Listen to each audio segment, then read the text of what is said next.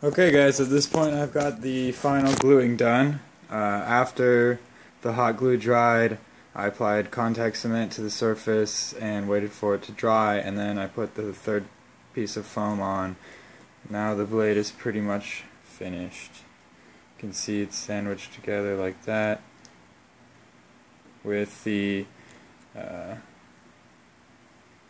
core containing, hot glue containing piece in the center. As you can see, the edges are uneven in a lot of places. This is where the sanding comes in. And my hole wasn't exactly in the middle of the haft. A little bit hangs out on the right side, so I'm going to need to sand that as well. And after I do the sanding, it will be virtually complete. Okay guys, I'm back again. I had said earlier that I was planning on sanding down the edges of the blade to make them all even. You can see that the edges are quite uneven. But after handling this mostly complete weapon quite a bit, I'm finding that the heft of it and the size of it is making it hit quite hard. So I decided not to sand down the edges. Instead, I'm going to use this smaller razor knife here to just trim off the excess foam to get a roughly even surface.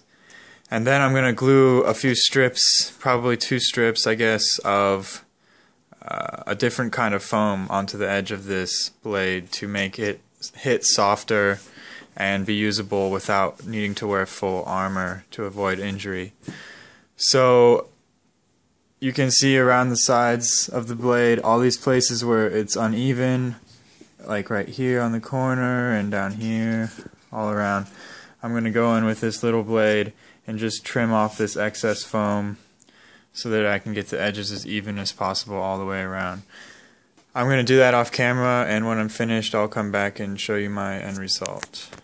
Okay guys, so after a little knife work, you can see that I've gotten the edges much more smooth. They are not perfect, but they're close enough for what I need right now. I kind of beveled a couple of the edges a little bit, partially by mistake, and then I just evened it out to make it look more symmetrical. So in the next step, I am going to sand down this pole because it's uneven. I'm going to take some off the top side there to make it even with the foam. And then I will apply strips of camping pad foam to the edge of the blade in order to provide some additional padding. So I'm gonna go get my Dremel set up and get ready to sand this pole.